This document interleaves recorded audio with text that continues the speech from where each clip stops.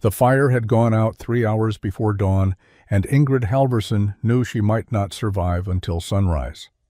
Outside her Minnesota cabin, the blizzard that had raged for 3 days showed no sign of stopping, and her woodpile lay buried somewhere beneath 6 feet of snow she could not reach. Before we begin, let us know where you're watching from, and if stories like this move you, hit that subscribe button, because tomorrow's tale is even more remarkable than this one. The cold crept through the cabin walls like water seeping through cloth. Ingrid pulled both quilts around her shoulders and watched her breath form clouds in the darkness. The iron stove in the corner held nothing but ash and a few glowing embers that would die within the hour. She had burned the last piece of dry wood at midnight. That was when she still believed the storm would break by morning. It was January of 1882. Ingrid was 34 years old and had been living alone on the homestead claim for 8 months, ever since Eric died. The cabin sat on 160 acres of mixed forest and meadowland in central Minnesota, 3 miles from the nearest neighbor. Eric had built it the year they arrived, using the same methods every other settler used. Logs notched at the corners, mud chinked between gaps, a simple door, 2 small windows, and a wood shingle roof. It kept out rain and most of the wind. That had seemed sufficient. The woodpile stood 20 feet from the cabin door.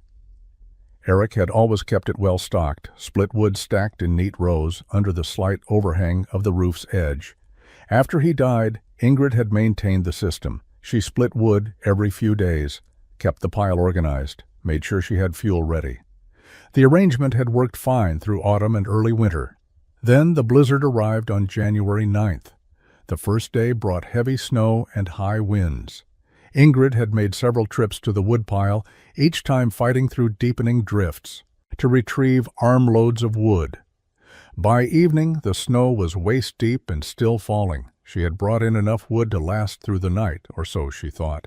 The second day she could barely open the door against the snow that had drifted against it. She managed to force it open wide enough to squeeze through and fought her way to where the woodpile should have been. She found nothing but a uniform slope of white. The wind had created a drift that completely buried the stacked wood. She dug with her hands until they went numb, finding only frozen chunks of snow that might have been wood underneath, but might have been anything. After 20 minutes outside, she retreated to the cabin before frostbite could set in. She had burned her indoor supply carefully, rationing pieces to make them last. But wood burns at a fixed rate regardless of how carefully you feed it to flames. By the third day she was burning furniture. A chair went into the stove piece by piece. Then part of a small shelf. The wood was dry and burned hot, but there was not much of it. By midnight on the third day, she had nothing left to burn except the walls themselves. Eric Halvorsen had died on May 23, 1881, crushed beneath a falling oak tree he was clearing for pasture land. The tree had caught on another during its fall, hung suspended for a moment, then dropped without warning, while Eric stood beneath it calculating which direction to pull. He died instantly.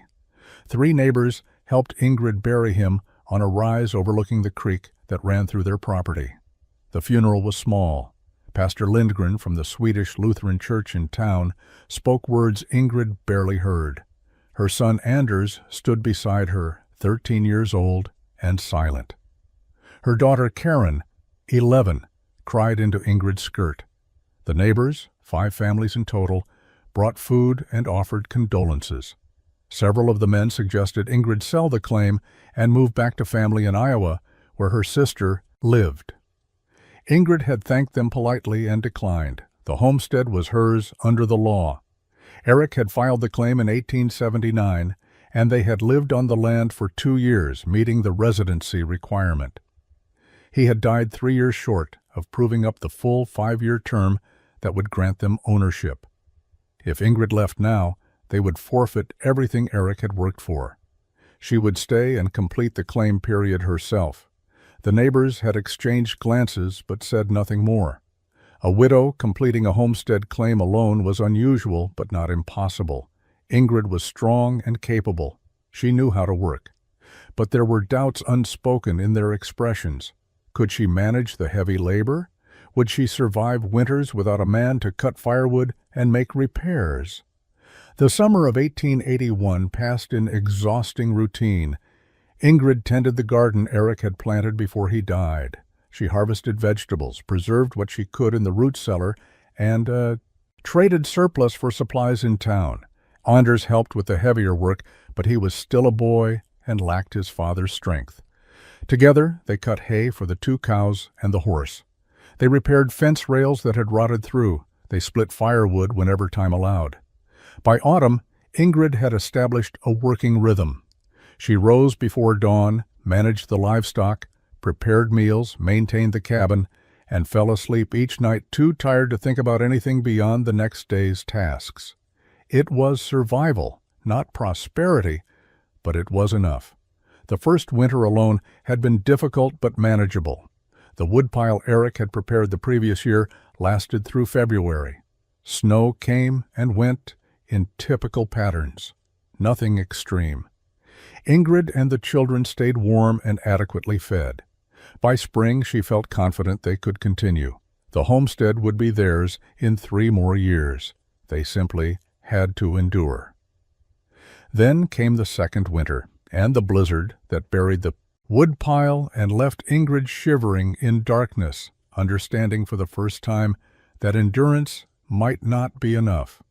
The nearest family was the Johnsons, Norwegians who had claimed land 2 miles south. Carl Johnson was a blacksmith by trade, and farmed because homestead law required it. His wife Helga baked bread that she sometimes shared with Ingrid, delivered by their oldest daughter on Sunday afternoons. The Johnsons thought Ingrid was foolishly stubborn for staying on the claim alone, though they never said so directly to her face. 3 miles east lived the Bergstroms, a Swedish couple with 6 children ranging from 17 down to 3 years old. Lars Bergstrom was methodical and serious, a man who planned everything seasons in advance. His wife Astrid had helped Ingrid during the worst days after Eric's death, sitting with her while she cried and making sure the children were fed. Astrid worried privately that Ingrid would work herself to death trying to prove she could manage alone. To the north across the creek, a Finnish family named Makinen had settled on 80 acres of heavily forested land. They spoke little English and kept mostly to themselves, but they were competent woodsmen who supplied split firewood to families willing to trade goods for it. Ingrid had traded preserved vegetables for firewood twice during her first winter alone. The Makinens thought her capable, but observed that capability only carried a person so far when circumstances turned against them. South and west lived 2 more families, the O'Driscolls and the Schneiders, Irish and German respectively. Both had been in the area longer than most, having arrived in the early 1870s. They had proven up their claims and now owned their land outright. They were established, stable, and faintly condescending toward newer settlers still struggling through their claim periods. These families formed the social fabric of Ingrid's world. They gathered for occasional barn raisings, harvest help, and church services when weather permitted travel to town. They shared news, traded labor, and maintained the informal support networks that frontier life required. But they also judged each other constantly, measuring competence and viability with the cold arithmetic of survival. When Ingrid emerged from her cabin 3 days after the blizzard ended, half frozen and having barely survived burning furniture to stay alive, several neighbors came to check on her. They helped dig out her woodpile and restocked her cabin with fuel. They brought food and made sure she and the children were recovering. They were kind and helpful because that was expected, but they also talked among themselves. Ingrid heard fragments of their conversations, words carried on wind or overheard at the general store. "She's not going to make it. A woman alone can't handle the heavy work. She should sell while she still can. Next winter might kill her." Ingrid listened to these assessments and said nothing. She thanked neighbors for their help and returned to her work. But something had changed inside her during those hours of darkness and cold. Ingrid began paying attention to how other families managed winter firewood. She had always handled it the same way Eric had, the same way everyone handled it. Cut wood in summer and autumn, split it, stack it outside near the cabin, retrieve it as needed through winter. The system was universal because it was obvious and practical. But now she noticed the problems embedded in that universal system, problems everyone accepted as inevitable rather than solvable. She noticed that the Bergstroms kept their woodpile against the north wall of their cabin where snow drifted deepest. During heavy storms, Lars had to dig through accumulated snow to reach his fuel supply. She watched him one afternoon in late January, wielding a shovel for 15 minutes before he could access wood. The effort required was substantial, and the exposure to cold was dangerous. The Johnsons kept their pile in an open area away from the cabin to reduce fire risk. Sensible for safety, but it meant every trip for firewood was a journey of 30 yards through whatever weather was happening. Ingrid watched Helga make that trip during a February snowstorm, struggling against wind with her arms full of wood, nearly losing her footing on ice. The Mackinens, skilled as they were with forestry, stored enormous quantities of wood but left it uncovered. They seemed to believe that wood seasoned better with exposure to air and weather. This was partly true, but Ingrid observed that the outer layers of their stacks were often wet from rain or coated with snow that melted and soaked into the wood when temperatures fluctuated. She began asking questions carefully, not wanting to seem critical. How often did their fires fail to catch properly? How much time did they spend each winter dealing with wet wood that smoked more than it burned? Had they ever faced situations where accessing firewood became dangerous? The responses were variations of the same theme. Yes, wet wood was frustrating. Yes, storms made retrieval difficult. Yes, there were moments of genuine danger, but what could be done? Wood had to be stored outside. Weather was unpredictable. These were simply facts of winter survival. Ingrid wondered why these had to be facts. Why was outdoor storage inevitable? Why did everyone accept that winter fuel access would occasionally become life-threatening? The near-death experience in her cabin had stripped away her acceptance of normal practices. She found herself unable to return to the assumption that things were done a certain way, because that was how they had always been done. She thought about Eric's death. A tree had fallen unpredictably. He had died because he stood in the wrong place at the wrong moment. There had been no preventing that specific accident, but her near death in the blizzard was different. It was entirely predictable. Storms buried wood piles. That was known. Wet wood failed to burn adequately. That was known. So why did everyone continue using systems that guaranteed these problems? Ingrid owned an almanac from 1879 that Eric had purchased their first year on the claim. It contained weather predictions, planting schedules, astronomical tables, and advice on livestock management. The margins of most pages were blank, space intended for farmers to record their own observations. Eric had made occasional notes about frost dates and crop yields. After his death, the almanac had sat unused on a shelf. In late February of 1882, Ingrid retrieved the almanac and began using those blank margins for a different purpose.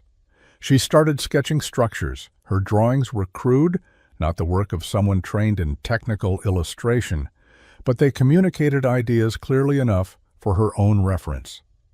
She drew her cabin from above, a simple rectangle with the door and windows marked. Then she drew a larger rectangle around it. The concept was straightforward. If her cabin sat inside a larger structure, that larger structure could serve multiple functions simultaneously. It would protect the cabin from direct wind and weather.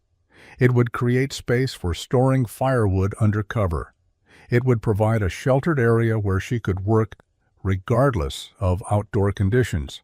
The outer structure would be simple, basically a large shed with a roof and partial walls. She spent evenings refining the idea. How large should the outer structure be? It needed enough clearance that the cabin's roof would not touch the shed's roof. allowing for snow accumulation on both. It needed enough interior space to store a full winter's firewood supply, which she estimated at 4 cords minimum. A cord of stacked firewood occupied roughly 128 cubic feet. 4 cords would require over 500 cubic feet of storage space, not accounting for air gaps between stacks. She sketched different configurations. The shed could extend 15 feet from the cabin on 2 sides, creating an L-shaped covered area. Or it could surround the cabin on 3 sides, leaving only the door side open. Or it could be a complete enclosure with openings for access. Each option had advantages and complications. Ingrid had no formal education in building or engineering. She had learned basic carpentry from watching Eric and her father before him. She understood how to measure, cut, and join wood. She knew that roofs needed pitch for water drainage, and that posts needed to be set firmly to support weight. Beyond these basics, she was improvising. She began making calculations in the margins next to her sketches. The shed would need corner posts, ridge poles for the roof, and rafters to support roofing material. If she used posts set every 8 feet around the perimeter, she could span the distances with poles harvested from straight pines on the property. She would need approximately 12 posts if she built a 3-sided enclosure. She would need 20 or more rafters depending on the roof span. The material requirements were substantial, but not impossible. She had timber on her claim. She had basic tools. She had time. Spring and summer would provide months of working weather before the next winter arrived. The question was not whether she could physically build what she was sketching. The question was whether she should attempt something this ambitious when neighbors already questioned her judgment. She kept sketching anyway. By early March, she had filled 12 pages of the almanac with drawings, notes, and calculations. The design was becoming clearer. She could see it in her mind now, not just as lines on paper, but as an actual structure she could walk through. The town of Millwood sat 9 miles from Ingrid's homestead, a journey of 2 hours by wagon when roads were passable. The town consisted of one main street with a general store, a hardware store, a grain elevator, a church, and a scattering of houses. Most settlers visited once or twice a month to purchase supplies, sell produce, and collect mail. Ingrid made the trip on a mild afternoon in late March. Snow still covered the ground in patches, but the roads had thawed enough for wagon travel. She left Anders in charge of the homestead and took Karen with her for company. The list of needed supplies was longer than usual. She needed nails, hinges, rope, and a new cross-cut saw blade. She also needed to order lumber for parts of the structure she could not harvest from her own timber. The hardware store was owned by a man named Thomas Crawford, an Englishman who had operated the business for 15 years. He was knowledgeable about construction and often gave advice to settlers building barns or expanding their homes. When Ingrid presented her list, Crawford read it carefully, then looked up with obvious curiosity. "This is quite a bit of hardware for spring work," he said. "What are you building?" Ingrid had anticipated the question. She could have deflected with vague answers, but she saw no reason to hide her intentions. "I am building a shed structure around my cabin," she said, "for firewood storage and weather protection." Crawford's eyebrows rose slightly. "Around your cabin? Not next to it, but around it?" "Yes, the cabin will sit inside the shed. The shed will be larger, with space for stacked wood and workspace." Crawford set down the list and leaned against the counter. "That is an unusual design. I have not seen anything quite like that. What made you think of it?" "The blizzard in January nearly killed me because I could not access my woodpile," Ingrid said. "I do not intend to face that situation again." Crawford nodded slowly. He did not mock the idea, but his expression showed uncertainty. "It will require substantial materials. The cost will be significant, and the labor will be considerable for one person working alone. I have timber on my property for posts and poles. I need hardware and some dimensional lumber. I cannot mill myself. I can manage the labor." Crawford wrote out a cost estimate for the materials Ingrid requested. The total was more than she wanted to spend, but it was within the limits of money she had saved from selling eggs and preserved goods over the winter. She authorized the order. Crawford said the lumber would arrive by rail within 2 weeks, and she could collect it then. As Ingrid and Karen left the store, she saw Crawford speaking with another customer, gesturing toward her and shaking his head slightly. Word would spread quickly. By the time she returned to collect her lumber, half the town would know about the widow Halverson's strange building project. She accepted this as inevitable. People talked. Their opinions meant nothing compared to her need to survive the next winter. The first neighbor to comment directly was Lars Bergstrom. He stopped by the homestead in early April, ostensibly to return a tool Eric had lent him years before. But his real purpose became clear when he saw Ingrid measuring distances from her cabin and marking positions with stakes. "Helga mentioned you were planning some building work," Lars said, watching as Ingrid stretched a measuring cord from one stake to another. "What exactly are you constructing?" Ingrid explained the plan. A shed structure enclosing the cabin on 3 sides, covered firewood storage, protected workspace. Lars listened without interrupting, then stood silent for a moment before speaking.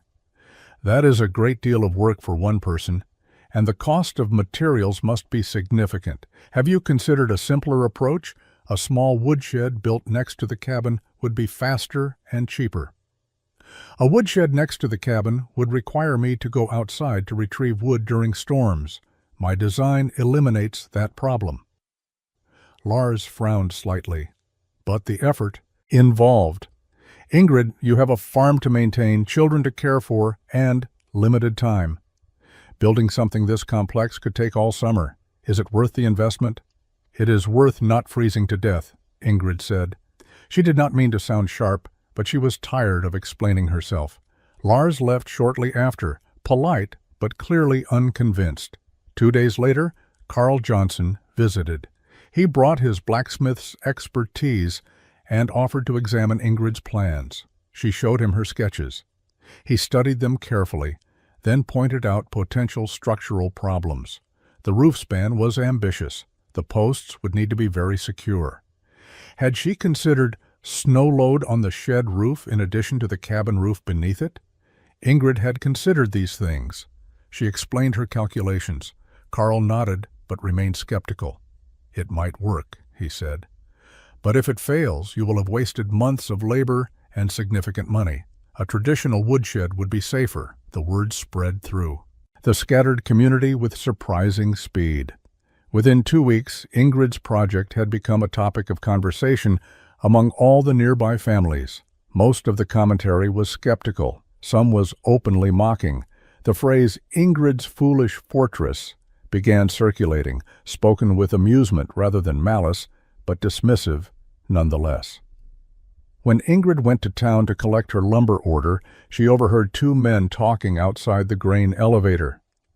"The Halverson widow is building a barn around her cabin," one said. "Can you imagine? As if the cabin itself was not enough shelter." "She should sell and move to town," the other replied. "A woman has no business trying to prove up a claim alone. She will bankrupt herself on nonsense projects." Ingrid loaded her lumber and drove home without acknowledging the conversation. She had expected doubt. She had not expected it to sting quite as much as it did.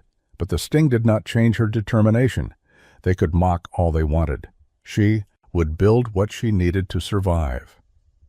Ingrid began construction on April 22, 1882. The ground had thawed enough to dig post holes, though frost still lingered 18 inches down in shaded areas. She started with the corners, marking positions that would create a structure extending 14 feet from the cabin's walls on the north, east, and west sides. The south side, where the cabin door faced, would remain open for access. She dug the first post hole using a spade and a long iron bar for breaking through hard soil. The hole needed to be 3 feet deep to get below the frost line and prevent posts from shifting during freeze-thaw cycles. Each hole took nearly 2 hours to dig. She worked methodically, removing soil in stages, widening the hole as she went deeper. The posts themselves came from white pine trees she had marked the previous month. She selected trees that were straight, roughly 10 inches in diameter, and free of significant rot or insect damage. Anders helped her fell the trees using a crosscut saw, a task that took most of a day for each tree. They limbed the fallen trunks and cut them to 12-foot lengths. Ingrid stripped the bark using a draw knife, working in the evenings after daily farm tasks were finished. Setting the posts required precision. Each post had to be vertical and positioned exactly according to her measurements. Ingrid used a plumb line, a simple tool consisting of a weight on a string, to check that posts stood truly upright. She would set a post in its hole, check it with the plumb line, adjust the angle, then pack rocks and soil around the base to hold it in position. Once she was satisfied with the placement, she tamped the soil firmly using a heavy wooden pole. The work was physically exhausting. Ingrid's hands developed new calluses. Her back ached from bending and lifting, but she maintained steady progress. By early May, she had set 8 corner posts and 4 intermediate posts along the longer walls. The posts formed a rough rectangle around her cabin with enough clearance that she could walk between the cabin walls and the post line. Next came the horizontal beams that would connect the posts and support the roof structure. She used straight pine poles roughly 6 inches in diameter, notched to fit over the posts. Anders helped her lift these beams into position, a task that required coordination and strength. They worked together, raising one end of a beam, propping it temporarily, then raising the other end until it rested on its intended post. Ingrid secured the beams by drilling holes through both the beam and the post, then driving wooden pegs through the holes. The pegs were made from dried oak, harder than the pine they penetrated, and they locked the joint solidly. She also used iron nails where stress would be greatest, reinforcing connections that would bear significant roof weight. By the end of May, the basic frame stood complete. 12 posts connected by horizontal beams created a skeleton structure around the cabin. It looked strange and unfinished, but the bones were sound. The roof presented the most complex engineering challenge. Ingrid needed to build a structure that would span the 14-foot distance from the cabin walls to the outer posts, support heavy snow loads through winter, and provide enough clearance that snow accumulating on the cabin's existing roof would not contact the shed roof above it. She decided on a simple gable design that would match the cabin's roof pitch. Water and snow would shed efficiently, and the construction would use techniques she understood. The challenge was the span distance and the need to support weight at multiple points. She started by installing ridge poles that ran parallel to the cabin's walls, resting on the horizontal beams she had already secured to the posts.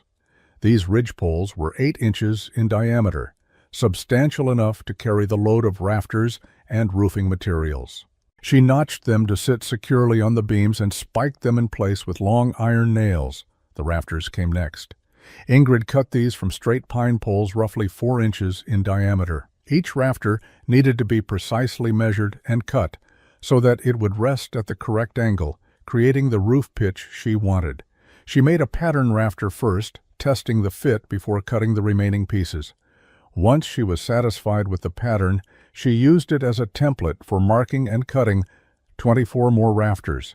Installing the rafters required patience and often a second set of hands. Anders helped when he could, but much of the time Ingrid worked alone.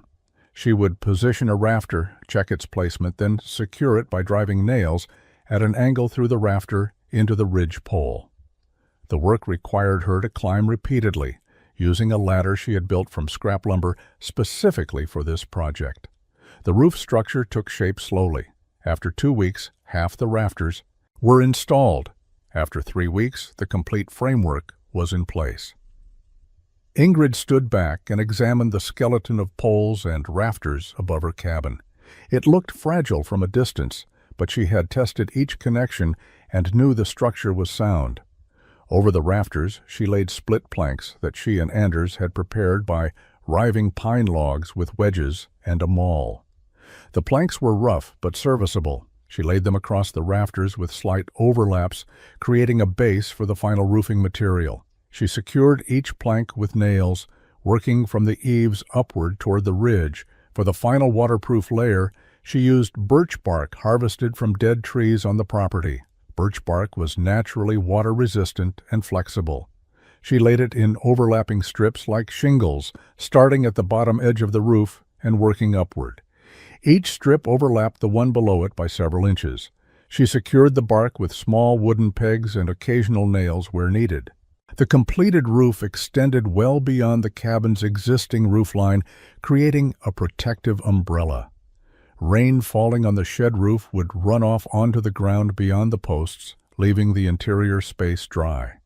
Ingrid did not want solid walls enclosing the entire structure. Full walls would trap moisture and prevent the air circulation necessary to keep stored firewood dry, but she needed some barrier against wind and drifting snow.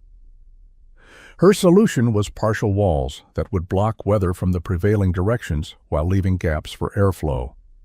She started by observing wind patterns around the homestead. The strongest winds came from the northwest during winter storms. Snow drifted most severely on the north and west sides of buildings. The east side received less direct wind, and the south side, which she was leaving open for access, would need no additional protection. On the north side, she built a solid wall from the ground to roughly 5 feet high, leaving the upper portion open to the roof. She used vertical planks nailed to horizontal rails that spanned between posts. The planks were cut from logs she and Anders had sawn using a pit saw, a laborious process that produced rough lumber adequate for wall construction.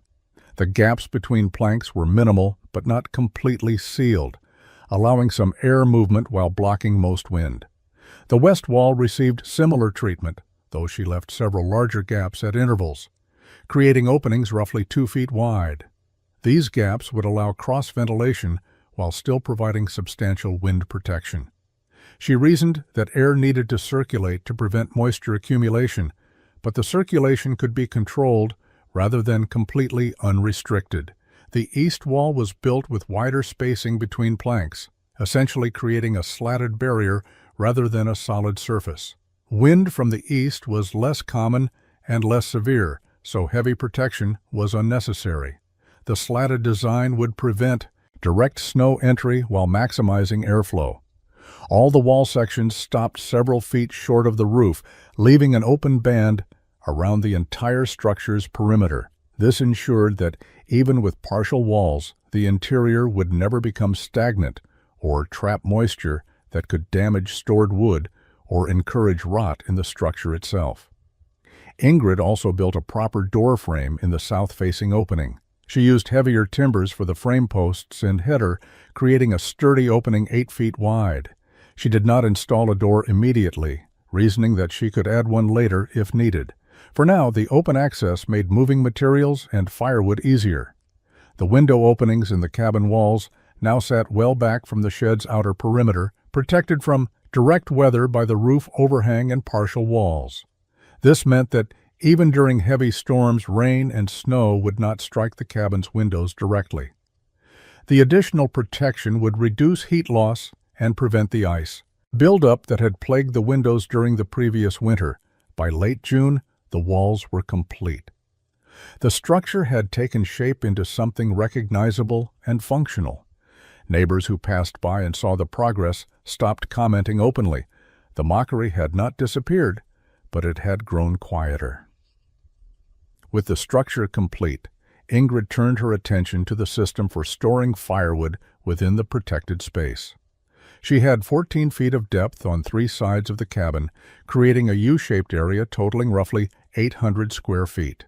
This space needed to hold 4 cords of wood minimum, organized for easy access throughout winter. She decided against simply piling wood randomly in the available space. Random stacking wasted room and made retrieval difficult. Instead, she planned rows with specific purposes. The wood closest to the cabin door would be the most accessible, designated for daily use during the coldest months.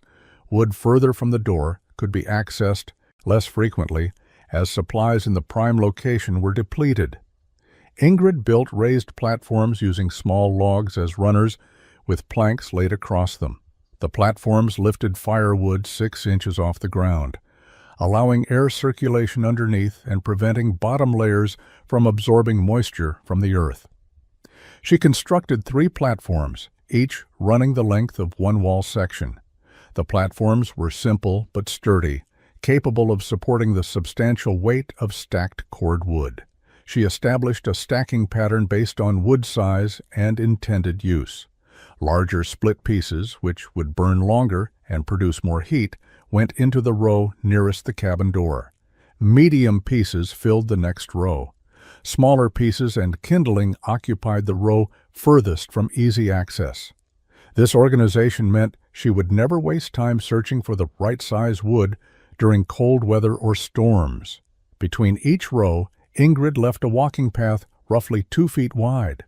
The paths allowed her to access any section of the wood supply without climbing over stacks or disturbing carefully arranged piles. The paths also provided space for air circulation, which was critical for maintaining dry wood. Moisture was the enemy of efficient burning. Any wood that absorbed humidity from trapped air would produce less heat and more smoke. Anders helped with the actual splitting and stacking work. They spent July and August cutting dead, standing trees, hauling logs back to the homestead, splitting them into burnable pieces, and stacking the split wood on the platforms. The work was repetitive and physically demanding. Each cord represented roughly 128 cubic feet of stacked wood, which meant splitting hundreds of individual pieces. Ingrid taught Anders the proper technique for reading wood grain and placing the splitting maul to maximize efficiency. Oak split differently than pine. Wood with knots required different approaches than straight-grained pieces. These were skills Eric had possessed, and Ingrid passed them to her son with the same patience Eric had shown her years earlier. By early September, they had split and stacked 4.5 cords. The rows looked substantial, proof of summer labor now stored safely under roof. Ingrid walked through the interior space, examining what she had built. The cabin sat protected inside its larger shell. Firewood surrounded her on 3 sides, organized and accessible. The roof overhead showed no leaks from the late summer rains that had tested it. The partial walls blocked wind, but allowed airflow. The system was complete and ready for winter. Ingrid spent October on finishing details that would improve function and durability. She built a small workbench along the east wall where she could perform tasks like sharpening tools or repairing equipment without leaving the sheltered space. The bench was simple, just planks mounted on brackets attached to 2 posts, but it provided a solid surface at a barricade, comfortable working height. She also built storage shelves mounted high on the posts, well above where stacked firewood reached. These shelves held items she needed accessible but protected from weather. Extra axe handles, coils of rope, leather harness pieces, tools that would rust if left exposed to moisture. The shelves made use of vertical space that would otherwise be wasted. The floor inside the shed structure was simply packed earth, which Ingrid leveled and tamped firm. She had considered laying planks to create a proper floor but decided against it. Planks would trap moisture underneath and eventually rot. Packed earth would remain stable and allowed any water that did enter to drain naturally into the soil. She addressed a few structural issues she had noticed during construction. One post had shifted slightly during the summer as the ground settled. She excavated around its base, reset it to proper vertical alignment, and repacked the hole with rocks and soil more carefully than before. 2 rafters showed minor splitting at their ends where nails had been driven. She reinforced these with additional nails driven at different angles. The birch bark roofing had developed a few small gaps where pieces had curled as they dried. Ingrid patched these with fresh bark strips, ensuring the overlapping pattern remained intact.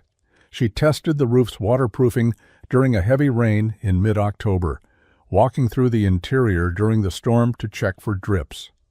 She found 3 minor leaks and marked their locations.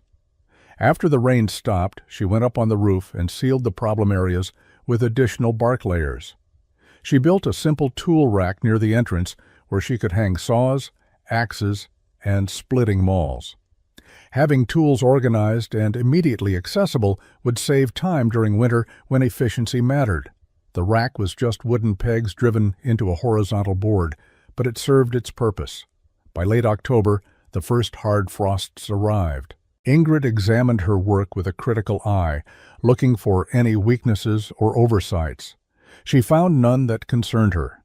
The structure was solid. The firewood was dry and well organized. The interior space was functional and protected.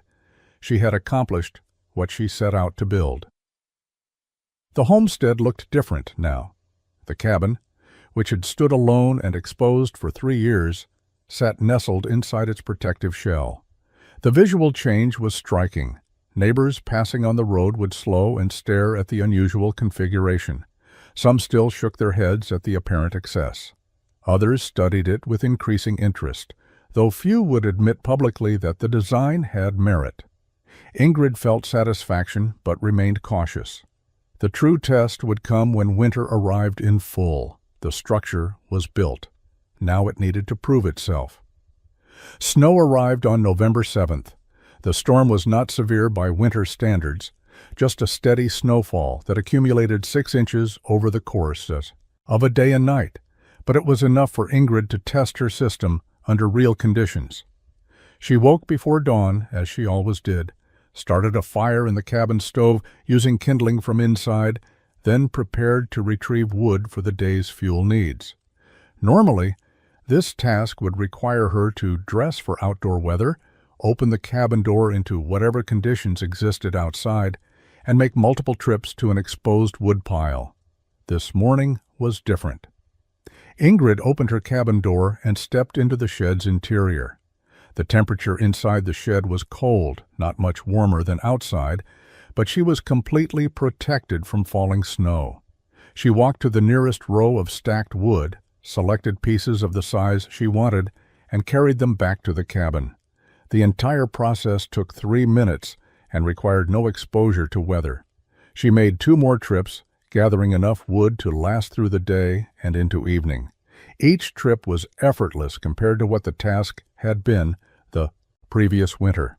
Later that morning, she stood in the shed's entrance and watched snow continue falling. The interior space remained completely dry. Snow accumulated on the shed's roof, but nothing entered the protected area. The partial walls blocked wind-driven snow from entering through the sides. The open upper sections allowed air circulation, but were positioned high enough that snow could not blow in horizontally. The design was working exactly as she had intended. Karen came out from the cabin and stood beside her mother, looking at the falling snow from their dry shelter. "It is strange to stand here and watch the storm without being in it," the girl said. Ingrid nodded. It was strange. It was also exactly what she had worked all summer to achieve. Protection without confinement, access without exposure, the ability to manage essential tasks regardless of weather conditions. Over the following days, as the snow continued intermittently, Ingrid refined her understanding of the system's advantages. The shed's roof shed snow efficiently, preventing dangerous buildup.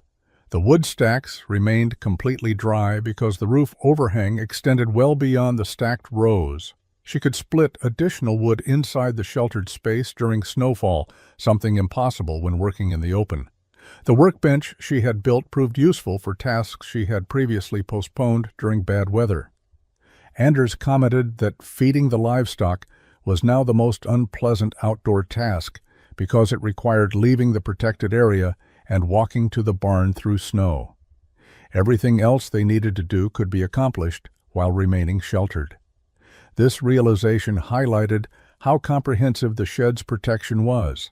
Their entire daily routine had become weather-independent except for animal care. By late November, word had spread through the community that Ingrid's structure was performing well. No one said this directly to her, but she sensed the shift in attitude. When neighbors visited, the mockery had stopped. Questions began replacing skepticism. December brought temperatures that dropped below zero and stayed there for days at a time. The cold was severe enough that exposed skin would frost within minutes. Most settlers minimized outdoor activity, venturing out only for essential tasks like feeding livestock or retrieving firewood. The difference in Ingrid's situation became increasingly obvious. The Bergstroms, 2 miles away, maintained their woodpile against the north wall of their cabin, where drifting snow created ongoing access problems. Lars spent time each day digging out his wood supply. The effort was necessary but exhausting, and the physical exertion in extreme cold carried risks. Astrid Bergstrom worried constantly about Lars overexerting himself in dangerous temperatures. The Johnsons kept their woodpile in an open area, which meant every trip for fuel required 30 yards of travel through bitter cold. Helga Johnson told Ingrid at church one Sunday that she dreaded the wood retrieval task, especially on the coldest mornings when the walk felt dangerous. Their youngest child had developed frostbite on his fingers after helping carry wood one particularly cold afternoon. The Finnish family, skilled and well-prepared as they were, dealt with moisture problems in their uncovered wood stacks. The outer layers of their carefully stacked cords had absorbed snow and ice during fluctuating temperatures. When they burned this compromised wood, it produced excessive smoke and reduced heat output. They had adequate fuel, but not optimal fuel. Ingrid's system eliminated all these problems. Her wood remained bone dry. Access required no outdoor exposure. She could retrieve fuel while wearing indoor clothing, making multiple trips if needed without discomfort or danger. The contrast between her situation and her neighbors became impossible to ignore. On December 19th, temperatures fell to 18 below zero. The cold was life-threatening to anyone who spent extended time outdoors. Most families stayed inside except for absolutely critical tasks. Ingrid maintained her normal routine. She fed her livestock quickly, the only task requiring outdoor exposure, then returned to the shed's protection. She spent the afternoon splitting wood under shelter, preparing fuel for the weeks ahead. The work kept her warm through physical activity, and the shed blocked wind that would have made outdoor work impossible.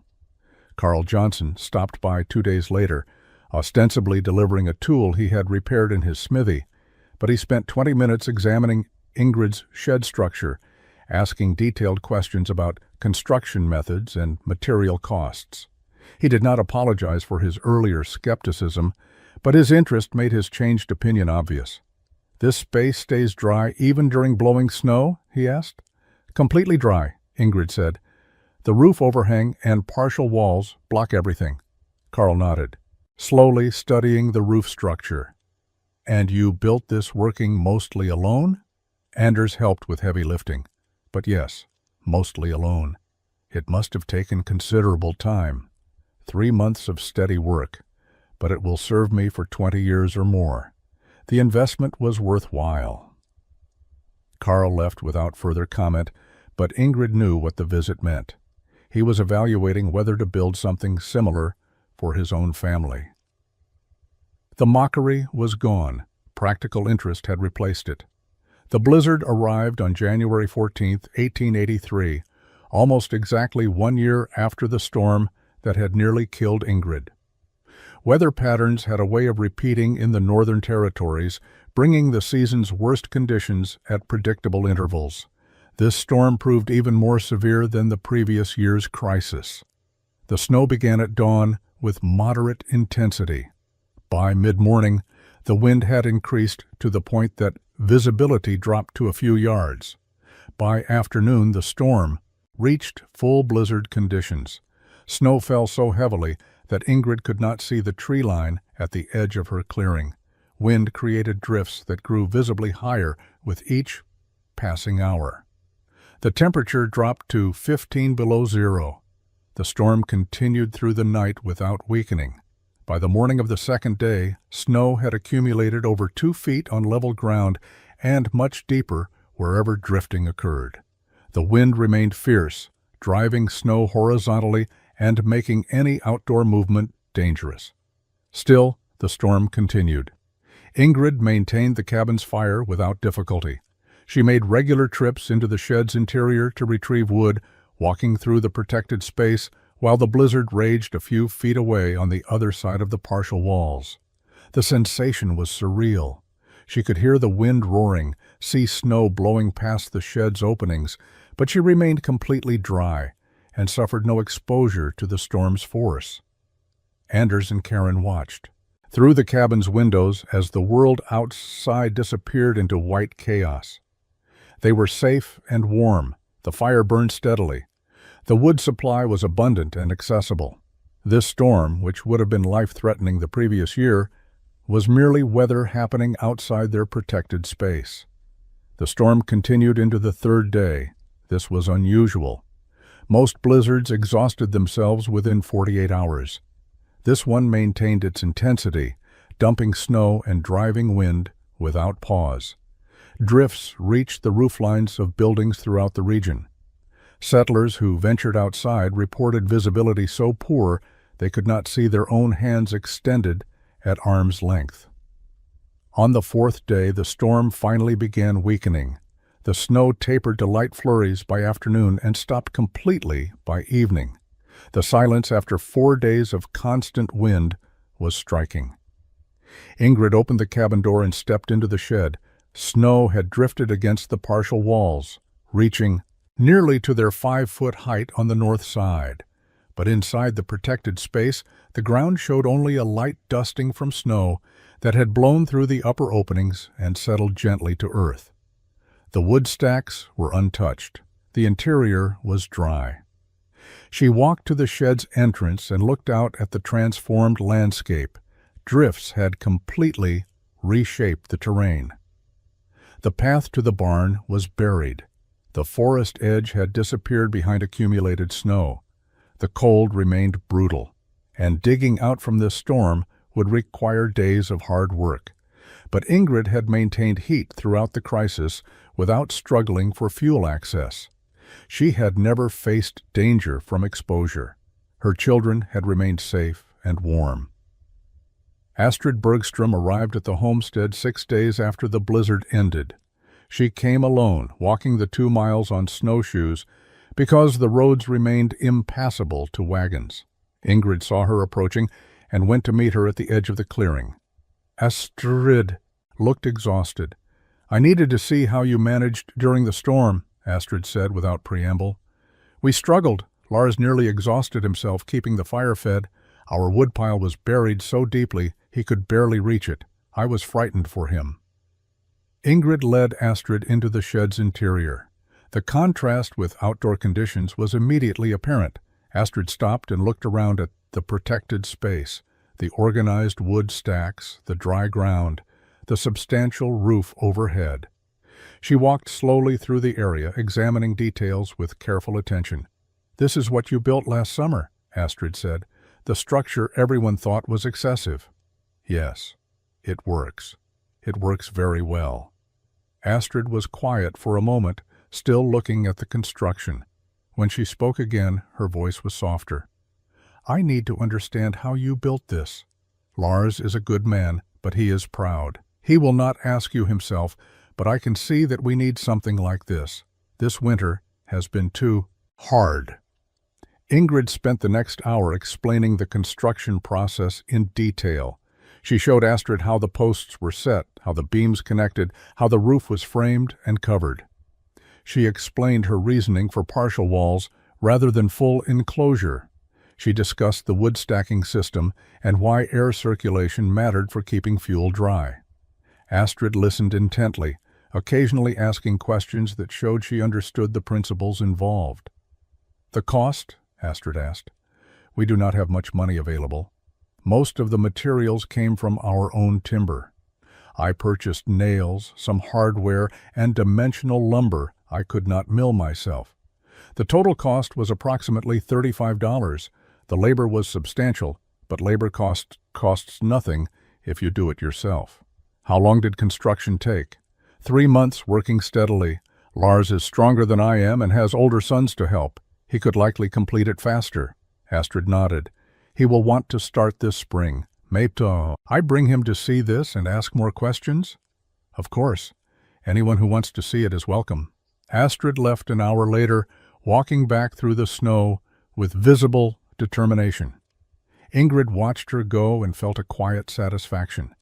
She had not built the shed seeking validation or hoping to change anyone's mind. She had built it to survive. But if others could learn from her work and improve their own situations, that was acceptable. Lars Bergstrom visited 3 weeks after Astrid's initial trip.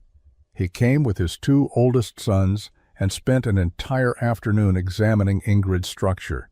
He measured post spacing, studied the roof framing, and asked technical questions about bearing loads and material selection. Ingrid answered everything honestly. She had no interest in keeping secrets about construction methods that could help families survive. By late March, Lars had begun building his own version on his property. His design differed in details but followed the same basic principles. He built a 4-sided enclosure rather than Ingrid's 3-sided approach, fully surrounding his cabin.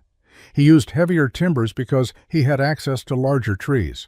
But the core concept remained identical, a protective shed around the cabin with integrated firewood storage and weather protection. Carl Johnson started his construction in April. His blacksmith skills allowed him to fabricate custom iron brackets and hinges that made his structure more refined than Ingrid's utilitarian approach. He added a proper door to the shed's entrance and built more elaborate storage systems inside. But again, the fundamental idea came directly from what Ingrid had proven worked. The Finnish family, who had always been skilled builders, created their own variation that summer. They incorporated a separate workshop area within the shed structure, dedicating space not just to firewood, but to their lumber processing operation. Their design was the most ambitious, essentially creating a small industrial space that happened to surround their cabin. Other families in the wider area heard about the concept through the informal networks that connected frontier communities. A trapper who passed through the region and spent a night at the Bergstrom's place saw their shed cabin and took the idea 20 miles north, where he built his own version.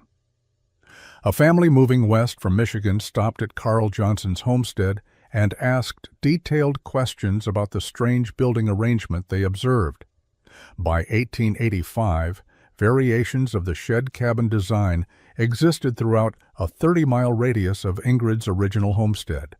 No 2 were identical. Each family adapted the concept to their specific needs, available materials, and building skills. Some were crude and simple. Others showed sophisticated carpentry, but they all solved the same fundamental problem: protecting inhabitants and their fuel supply from winter weather. Nobody called it Ingrid's design. The few times she heard people discussing the structures, they were referred to as covered cabins or weather sheds or simply that barn-style building approach. This did not bother her. She had never wanted credit or recognition. She had wanted to survive, and she had found a way to do so that happened to work for others as well. The practical benefits extended beyond just firewood access. Families discovered that the shed structures provided space for winter tasks that would otherwise be impossible during harsh weather. Women could do laundry under cover. Men could repair equipment without working in the cold. Children had protected play areas during storms. The structures improved quality of life in ways Ingrid had not anticipated, but quickly became valued by everyone who built them. By the late 1880s, the design had become common enough that new settlers arriving in the region sometimes asked specifically about building covered cabins, having heard they were standard practice in northern territories. Ingrid Halvorsen completed her homestead claim in 1884, 5 years after Eric had filed it. She received the land patent, making her the legal owner of 160 acres. She continued living on the property, raising her children, maintaining the farm, and surviving each winter in the shelter she had built. Anders grew to adulthood and eventually homesteaded his own claim 8 miles west of his mother's land. He built a shed cabin structure for his own family, teaching his wife the same principles Ingrid had taught him. Karen married a carpenter from town and moved to Millwood, but visited regularly, always bringing her children to see the unusual building where she had grown up. Ingrid lived until 1904, reaching the age of 56. She died peacefully in her cabin surrounded by family. The cause was pneumonia, common among older people during harsh winters, though perhaps less common than it might have been if she had spent decades exposing herself to extreme weather for daily tasks. Her children sold the homestead to a young couple from Iowa in 1905. The new owners were impressed by the shed structure and maintained it carefully. They raised 3 children in the protected cabin and eventually sold to another family in 1922. The structure continued serving occupants for decades. By the 1930s, newer building techniques and materials had made the shed cabin design less necessary. Modern lumber mills provided dimensional boards that allowed for tighter construction. Insulation materials became available that made cabins warmer without external protection. Rural electrification began reaching outlying areas, bringing electric heating options. The old frontier survival methods gradually became obsolete, but some of the original structures remained standing. Ingrid's shed cabin survived into the 1950s before finally being demolished to make room for a modern house on the property. By then, it had sheltered inhabitants for over 70 years, far longer than the 3 to 5 year lifespan of standard frontier cabins from the same era. Historians studying frontier life occasionally encountered references to covered cabin construction in settlers' journals and letters from the late 1800s. The references were usually brief, treating the design as an unremarkable local building practice. Few historians recognize that the practice had originated from a single widow's desperate innovation following a near-death experience. The story of how Ingrid Halverson built a shed around her cabin to solve a winter survival problem was not preserved in any formal records. Her name appeared in homestead documents, census records, and church registries, but nothing identified her as an innovator or noted her contribution to frontier building practices. She had lived quietly, survived, raised her children, and died without seeking recognition. But the buildings remained for a time, physical evidence of an idea born from necessity and proven through harsh experience. They stood as silent testament to the fact that survival on the frontier often depended not on strength or weapons, but on thinking carefully about problems and building solutions that worked. Ingrid had done exactly that, and dozens of families had lived safer, warmer lives because she refused to accept that suffering through winter fuel access was inevitable.